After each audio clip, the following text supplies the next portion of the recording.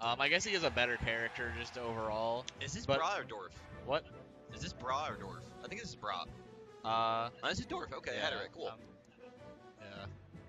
Yeah, Dorf plays Corrin. Bra plays Lucario. I couldn't remember which one it was. Yeah.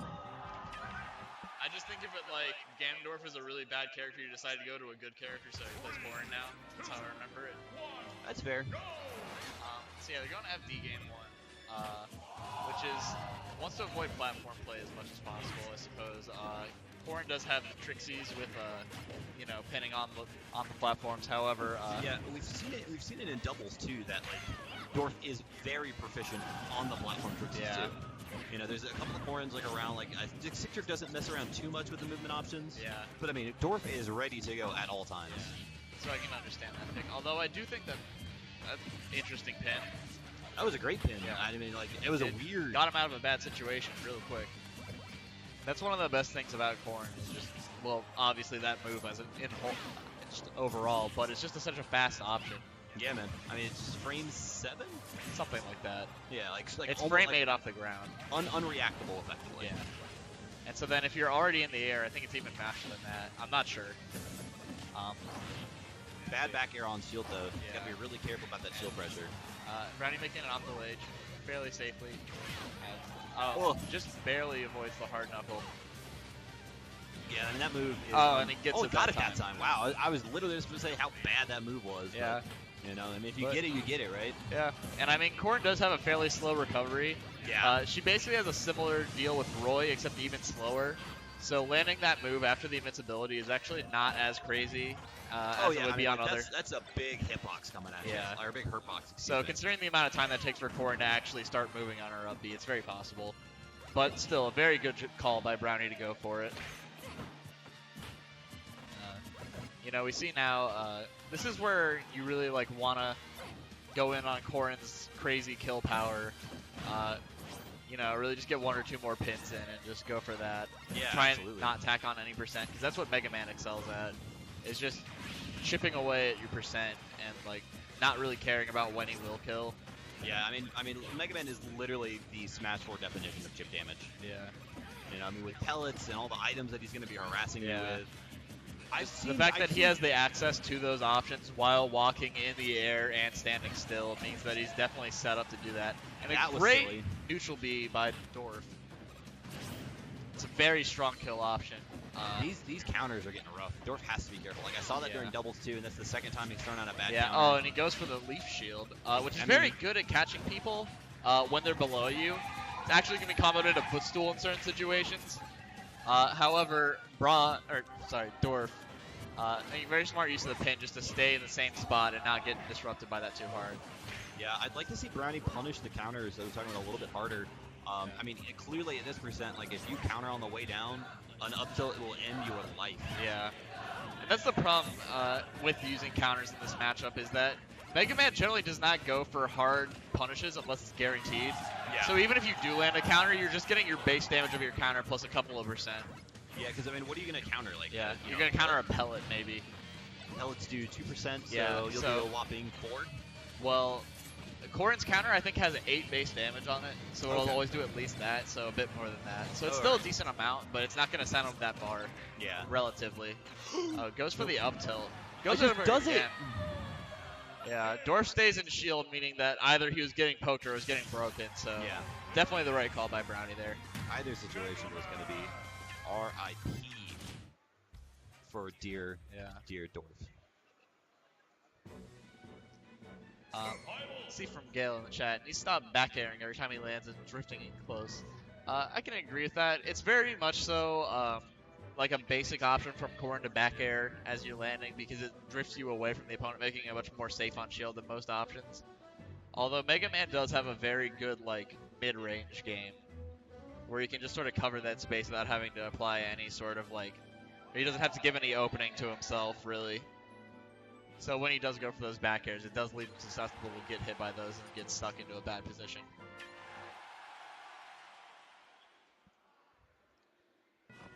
So yeah, we see Dorf counterpick to Battlefield.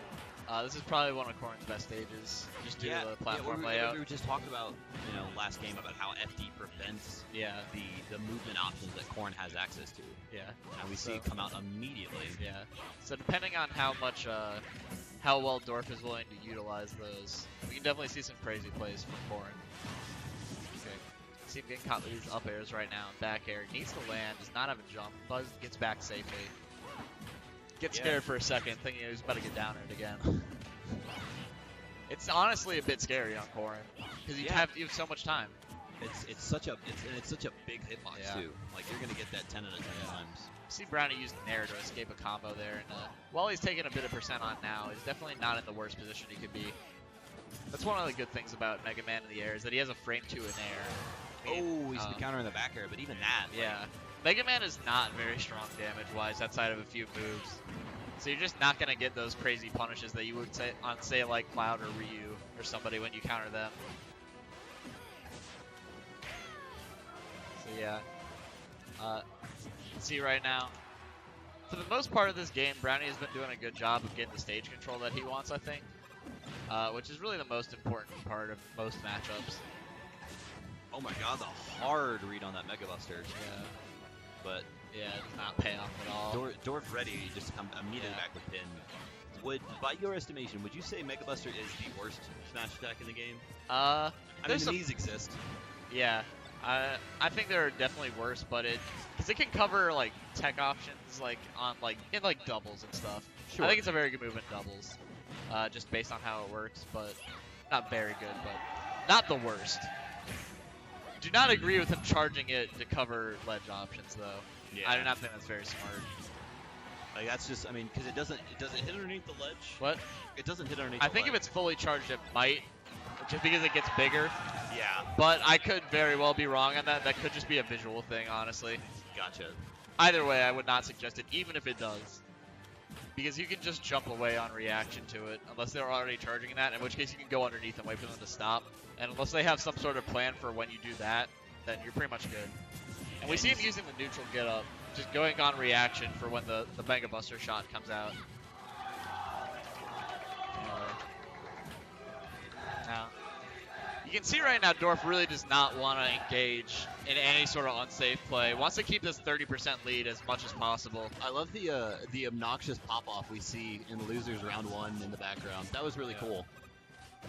Yeah, apparently there's some issue with the GameCube adapter on that setup.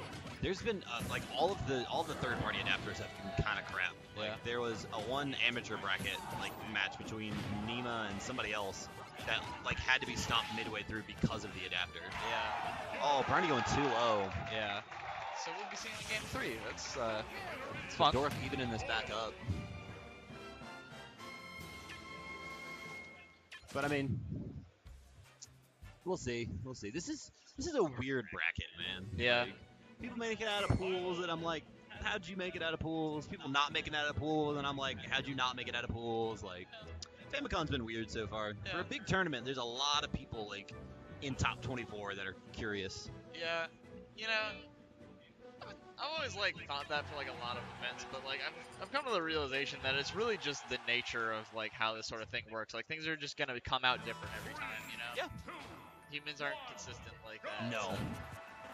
I mean, it's just general nature. Yeah. So we see Smashville for the last game. What do you think about this? Because I personally would never give Corrin this stage. Yeah, this is Brownie's counter pick, right? Yes, correct. So, I'm not quite sure what he's going for. I guess the back air kills. Yeah, that's the one thing that comes to mind. Maybe because he was getting those at 100 or something, and then he wasn't killing off it. Maybe he was thinking oh, if I just land these back airs. That's a fair point. He does seem to be going for those more horizontal kill options outside of that one up tilt. He's been charging Mega Buster on ledge, which would kill off the side. He could go clearly going for back airs. Alternate universe where that would actually hit. Yeah. So Dorf got to be careful coming off those up airs. Gets the up air to catch the down air. Keeps him from landing. And then up air does a pretty decent amount of damage too, so that's a really good thing to hit with. Yeah, it's such a scary option to deal with because if you make a misinput at all, you're likely to die just off the top. Yeah. It is a silly character. Wow, we saw the counter come out and then get interrupted by another pellet. Yeah. It's a very fast move. And then the back air coming out, as you correctly predicted from Brownie for this counter pick, allowing him to take a massive lead right now. Megaman is going to live for a while. Now, for Dorf right now, he really needs to like clean up, not use that counter really at all, I think. Unless he can get a hard read on something. Yeah. Or if he just... Okay, so on Leaf Shield, if he's going to run into you, then that's a free counter. Correct. And that's just... I don't want to get hit by Leaf Shield.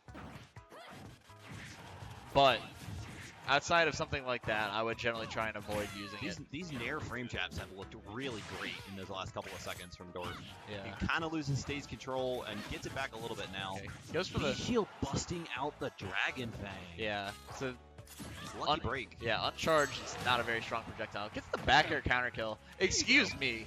There you go. Clearly you know better than I what is going on here, Dorf. 40% deficit, much better situation than I expected it to be, and I thought Brownie was going to live a lot longer than that. The hard call out on that counter. Yeah. A huge advantage. Yeah. But now here comes out the struggle of Megaman. If you're not willing to do the Kamemushi jab lock setup, then or like you're not doing it, then that turns it into a situation of how do I kill with this character? That becomes much more of a struggle. Like you might see percents like 180, 200. Like it's very possible. And Crescent is very vocal that he does like this character, but he's well aware of just how hard of a time Megaman has killing. We're going to see the Z drop, the covered ledge. Yeah. And Dorf just staying back as much as possible. And Dorf, as we saw, is well aware of the fact that the back air is not confirmed. So he's going to be able to counter out of it a lot, too. Yeah. And that'll be it. Oh, my gosh. That had to be some atrocious DI. That was... I don't know. 123 from almost center stage? No well, he was on the edge. Was he? Okay, I thought it was like close.